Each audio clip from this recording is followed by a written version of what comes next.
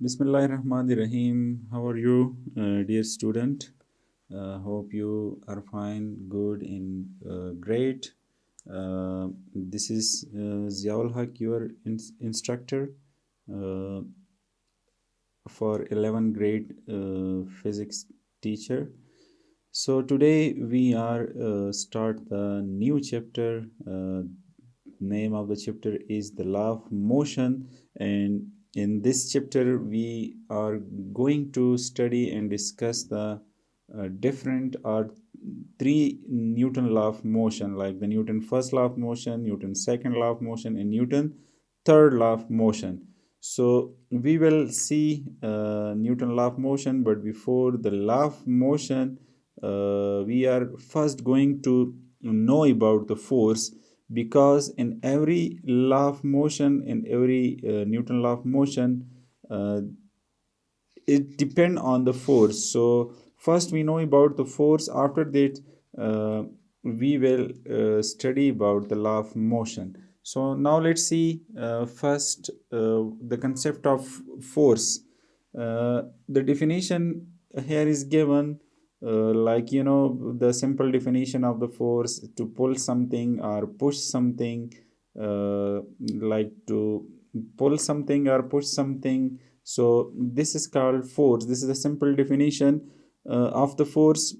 The unit of force is Newton, and we can measure the force with the help of spring balance dynamometer. These are the types of equipment that we can measure the force. So now normally force is divided into two part. The first one is contact force, the second one is field force. Now what is contact force and what is field force?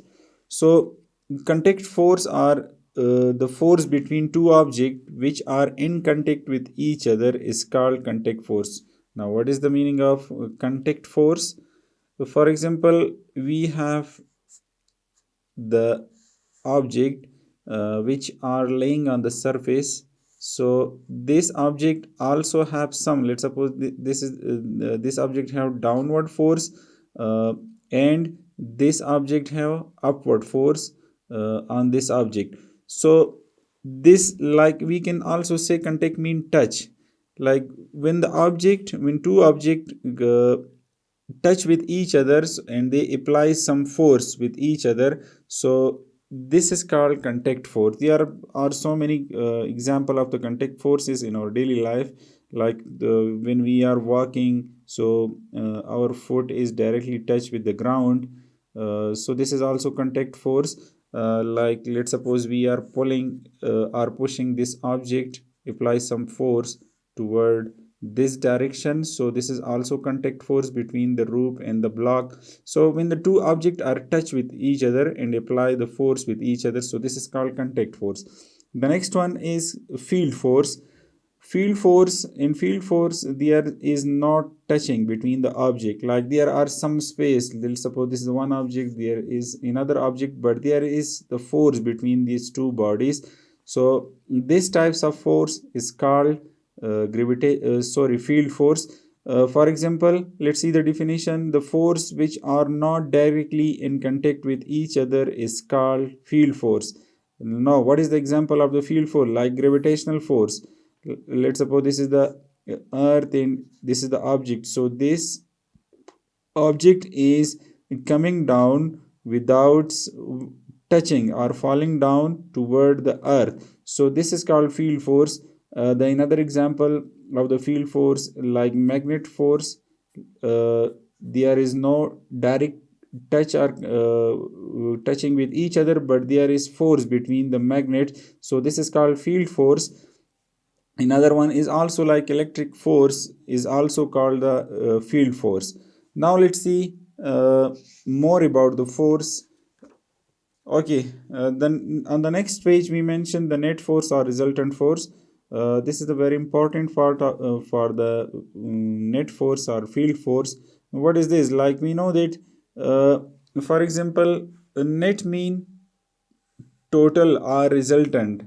So how can we find that if there are object if there are object and there are more than one force, two force, three force applied on the object, so how can we combine this force, find the addition of this force? So this types of force is called net force or resultant force or total force. So is the vector sum of all the forces acting on the object. How?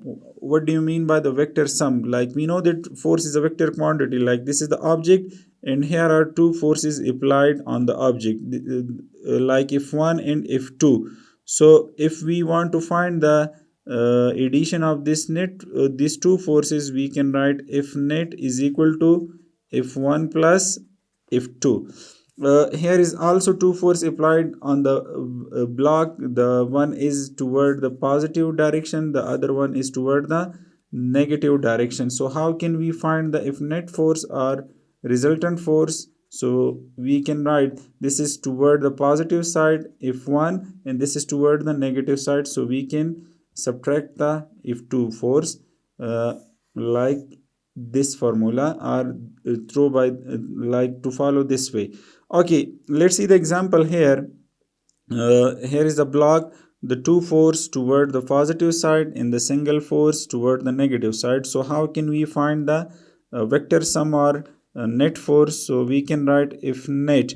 So these two forces are in the same direction, so we can add these two. Like this is if2, this is if3. We can write if2 plus if3, and this is toward the negative side or going toward the negative direction, so minus F1. Now putting the value, F2 is 7 Newton plus F3 is 8 Newton minus F1 is 11 Newton. So if we find the F net here, so 7 plus 8 is 15 Newton minus 11 Newton. So the resultant force is equal to 4 Newton. So this is the F net force.